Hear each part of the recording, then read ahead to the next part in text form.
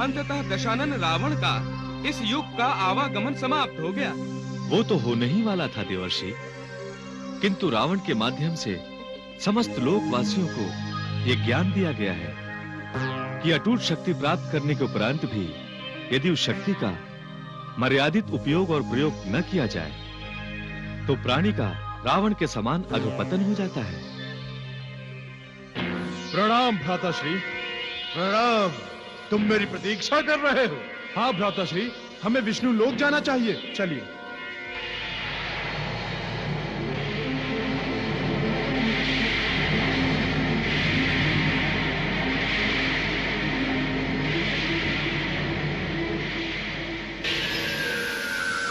वो रहा विष्णु लोक।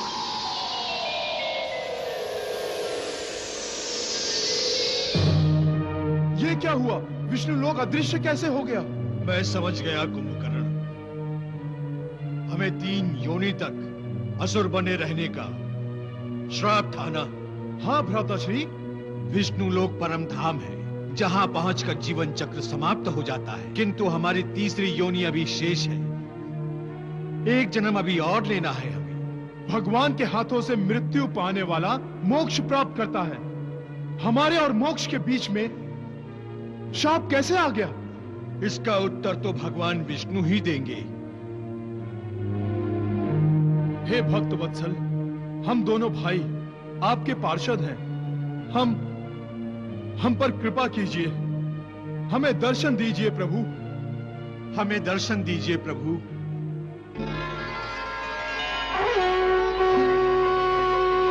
प्रणाम प्रभु।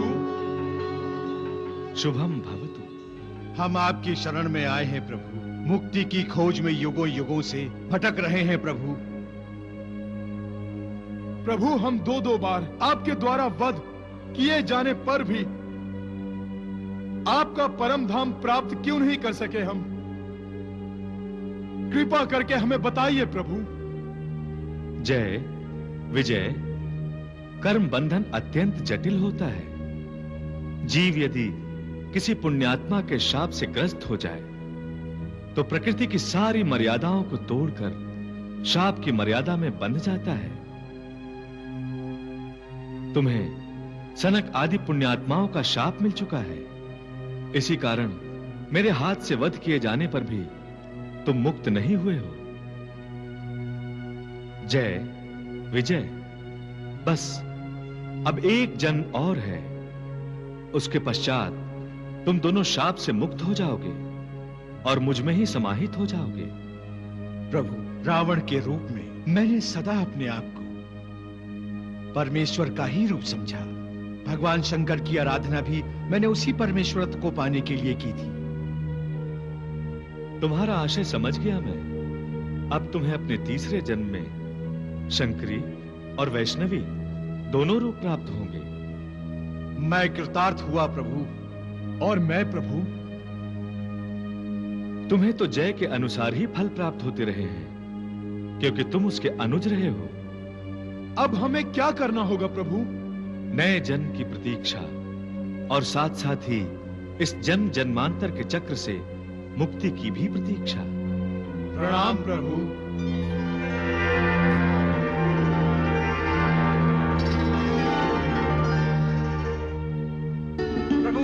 रामचंद्र की जय। प्रभु श्री रामचंद्र की जय। महाराज विभीषण, अब आप लंका के अधिपति हैं। जाइए और दशानन की पत्नियों को सांत्वना दीजिए और दशानन का अंतिम संस्कार कीजिए। जो आज्ञा प्रभु। भैया, अब आप हनुमान जी को अशोक वाटिका भेज दीजिए। हाँ लक्ष्मण। हे पवन पुत्र, महाराज विभीषण की आज्ञा लेकर आप अशोक वाटिका में जाइए। सीता को पूर्ण समाचार सुनाकर यहां ले आइए। जो आज्ञा प्रभु।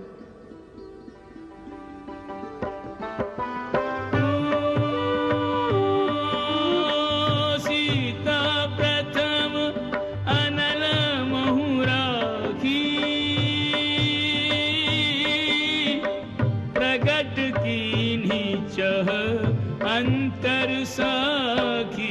राम सिया राम जय जय राम। राम सिया राम जय जय राम।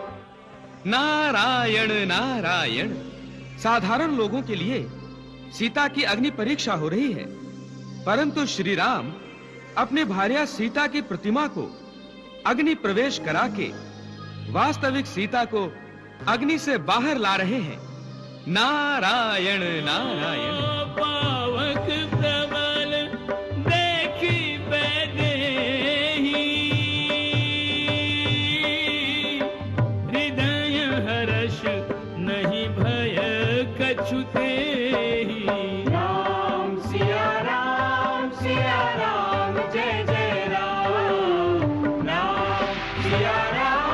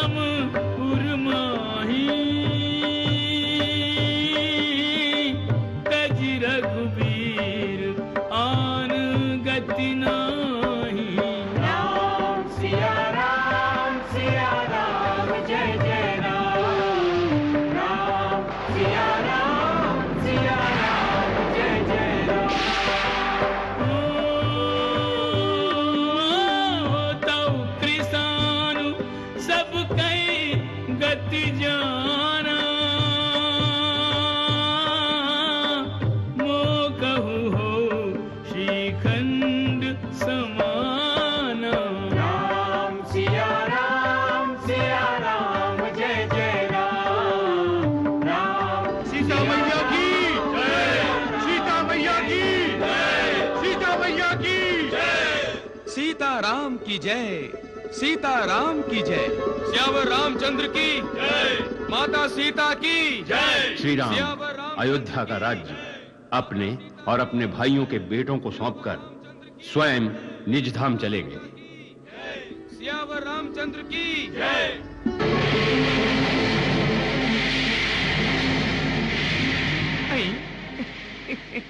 प्रणाम देवर्षि। कल्याणमस्तु। अंतरिक्ष में आनंद की उड़ानें भर रहे हो तुम दोनों, हैं? हम तो भटक ही रहे हैं देव ऋषि। नीचे से ऊपर भेज दिए गए हैं और ऊपर भी हमारे लिए द्वार बंद हैं। हम कहां जाएं देव ऋषि, कहां जाएं? निराश क्यों हो रहे हो? प्रभु ने द्वापर युग में तुम्हें मुक्ति देने का वचन दिया है ना? ये द्वापर युग ही तो है देवर्षि, किंतु हमें अपनी मुक्ति की कोई संभावना दिखाई नहीं दे रही। संभावना तो प्रभु के अवतार से जुड़ी हुई है कैटब। तो प्रभु अवतार कब लेंगे देवऋषि? हमें और कितनी प्रतीक्षा करनी पड़ेगी? नारायण नारायण। समय आ गया है मधु कैटब। भगवान विष्णु ने स्वयं कारागृह में बंद देवकी और वसुदेव को चतुर्भुज दर्शन देकर बाल रूप ग्रहण कर लिया है। ये भगवान के अवतार की उद्घोषणा है और तुम्हारे पापों की समाप्ति की सूचना है। नारायण नारायण।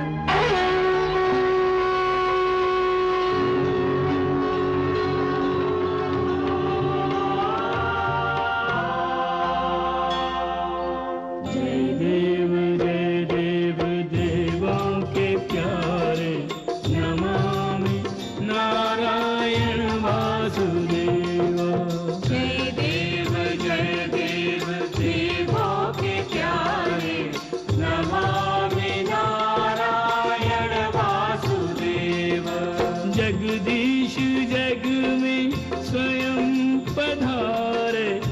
जगदीश जग में स्वयं पधारे, नमामि नारायण वासुदेवा। जय देव देवों के प्यारे, नमामि नारायण वासुदेवा।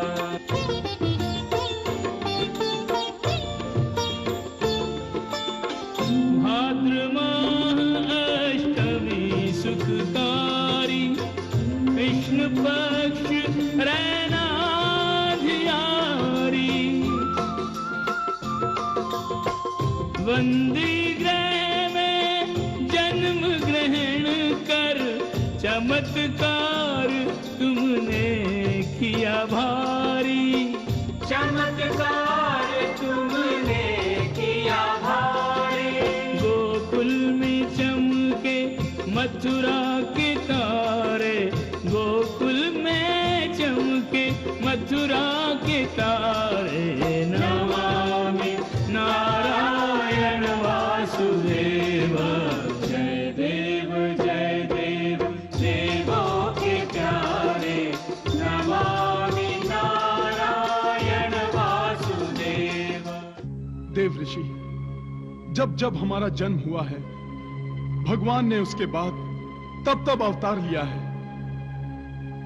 परंतु इस बार भगवान ने अवतार ले लिया और हम अंतरिक्ष में बवंडर में फंसे तिनकों की तरह घूम रहे हैं महर्षि। चिंता क्यों करते हो? अभी बाल कृष्ण ने पूतना, तृणावर्त, बकासुर और अघासुर जैसे राक्षसों का संहार किया है और अक्रूर के साथ मथुरा चले आए हैं। हाँ, ये सब तो हो रहा है, किंतु हम पाप के कीचड़ से कब बाहर निकलेंगे? वो क्षण आ ही रहा है। श्री कृष्ण कंस द्वारा बनाई गई रंगभूमि में पदार्पण कर चुके हैं। परंतु वो कौन है जो चिल्ला रहा है? आई वो वो मगध देश का राजा जरासंध है। गुप्तचर, असत्य समाचार देने का दंड जानते हो? भोजराज कंस मेरा जमाई है और तुम उसके वध का समाचार मुझे दे रहे हो। समाचार अशुभ अवश्य है सम्राट, किंतु असत्य नहीं। भोजराज कंस का वध किया जा चुका है। नहीं, नहीं, ये नहीं हो सकता। इस धरती पर कौन है जिसने स्वयं काल को युद्धम देहि कहा है? कौन है जिसने उसकी ओर आंख उठाकर देखने का साहस किया है? उसका नाम बताओ गुप्तचर, उसका नाम बताओ। हम उसके साथ साथ उसका नाम लेवा भी जीवित नहीं छोड़ेंगे। गुप्तचर, हमें उसका नाम बताओ। कौन है वो? कृष्ण। वो बहरूपिया। हम इसी समय मथुरा पर आक्रमण करेंगे। क्षमा कीजिए महाराज, आपका महामंत्री होने के नाते मेरा आपसे निवेदन है कि आवेश में आकर कोई भी कार्य करना बुद्धिमता नहीं है। इससे पहले स्थिति पर विचार करना आवश्यक है। कैसा विचार महामंत्री? मेरी दोनों पुत्रियों अस्थि और प्राप्ति को उस कृष्ण ने विधवा बना दिया है और आप मुझे विचार करने की मंत्रणा दे रहे हैं। मैं आपकी पुत्रियों की दशा पर ही विचार करने को कह रहा हूं महाराज।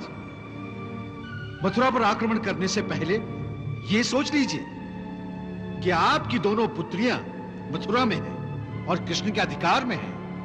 अर्थात युद्ध में कृष्ण अस्थि और प्राप्ति को ढाल भी बना सकता है और उन दोनों का वध भी। महामंत्री, क्षमा कीजिए महाराज, आक्रमण से पूर्व अपनी पुत्रियों की सुरक्षा का प्रबंध कीजिए महाराज। पहले उन्हें मगध में ले आना अति आवश्यक है। वो कैसे आएंगी यहाँ? कौन लाएगा उन्हें? आपके सामंत राजा दमघोष और राजा बृहद शर्मा। वो दोनों तो कृष्ण के संबंधी हैं। जी हाँ, वो दोनों कृष्ण के फूफा हैं। वो कृष्ण पर दबाव भी डाल सकते हैं और उसे समझा भी सकते हैं। और हमारे सामंत हैं। इसलिए हमारी आज्ञा का पालन करना उनका धर्म है। जी हाँ, उनकी आज्ञा का पालन करना कृष्ण का कर्तव्य है। आप ठीक कह रहे हैं। गुप्तचर, आज्ञा महाराज। राजा दमघोष और राजा बृहद शर्मा को शीघ्र बुलाया जाए। जो आज्ञा महाराज।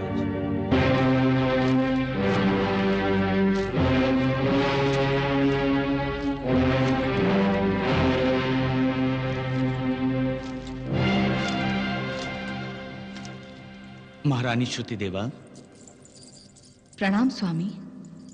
आपके माथे की सिकुड़न बता रही है कि आप किसी चिंता में डूबी है महारानी। स्वामी, राजनीतिक समस्याएं तो हैं ही, किंतु आजकल पारिवारिक समस्याओं का बोझ भी बढ़ता जा रहा है। आप क्यों चिंता करती हैं महारानी? राजनीतिक समस्याओं का समाधान आप हम पर छोड़ दीजिए। महाराज जरासंध के पास जाने का अर्थ समस्याओं का समाधान नहीं, समस्याओं की गणना में वृद्धि हो सकता है। तो इस बात की जानकारी आप तक पहुंच गई कि जरासंध ने हमें बुलाया है। इसीलिए मैं चिंतित हूं। मथुरा में जो घटनाएं घटी हैं, उनका प्रत्यक्ष नहीं, अप्रत्यक्ष रूप से संबंध हम ही से है। कृष्ण ने और बलराम ने जरासंध की जमाई का वध किया है और उनकी दोनों बेटियां मथुरा में हैं। जरासंध को उनकी सुरक्षा की चिंता होगी। और उनकी बेटियों को विधवा बना देने वाले लोगों के प्रति द्वेष, नफरत और घृणा भी वो अवश्य ही प्रतिशोध की ज्वाला में जल रहा होगा महारानी। किंतु वो प्रतिशोध लेने के लिए अपनी दोनों बेटियों का जीवन दांव पर नहीं लगा सकता। तो क्या उसने हमें अस्थि और प्राप्ति को मथुरा से लिवा लाने के लिए बुलाया है? ऐसा ही जान पड़ता है। नहीं महारानी, नहीं, हम इस झमेले में नहीं पड़ना चाहते। तो क्या आप जरासंध से शत्रुता लेंगे? जरासंध की बात मानेंगे तो कृष्ण हमें अपना शत्रु समझने लगेगा। नहीं, वो ऐसा नहीं करेगा। वो मेरे भाई वासुदेव का पुत्र है, मेरे पति और अपने फूफा का अपमान वो कभी नहीं करेगा। आप केवल उससे मेरा ये संदेश कहिएगा। क्या? उसे कहिएगा कि उसकी बुआ श्रुति देवा ने उसकी बचपन की लीलाएं सुनी और देखी हैं। वो तो ये भी जानती है कि वृंदावन में उसे भगवान माना जाता है। फिर भगवान के होते हुए उसकी बुआ की गोद सुनी क्यों है? ऐसा कौन सा पाप किया है मैंने? हाँ महारानी, संतान न होने की भावना मनुष्य के जीवन में कभी-कभी निराशा भर देती है। मेरी बहन श्रुति और महाराजा दमघोष की हम जैसी ही व्यथा है स्वामी। हाँ सच, महाराज दमघोष को भी जरासंध ने बुलाया है। महाराज, आप मगध जा तो रहे हैं, मगर मेरा मन अस्थिर भी है और भयभीत भी। महारानी, हम जरासंध की कुटिल नीतियों से अनभिज्ञ नहीं हैं। हम जानते हैं वो बृहद शर्मा और मुझे मथुरा भेजने की सोच रहा है। इसीलिए मैं चिंतित हूँ। मैं नहीं चाहती कि मथुरा से हमारे संबंध बिगड़े। मगधराज जरासंध की बात अस्वीकार भी न कीजिए और कृष्ण से शत्रुता न लीजिए। पहले कृष्ण आपके भाई का पुत्र है और दूसरे साक्षात भगवान का अवतार है। सुना है, यदि कृष्ण भगवान का अवतार है तो उसे मेरी ओर से इतना अवश्य कहिएगा कि भगवान की कृपा अपने सगे संबंधियों पर नहीं होती क्या? मैं भगवान की बुआ होते हुए भी संतान से वंचित हूँ। मैं क्यों अभी तक माँ नहीं बन सकी? श्रुति,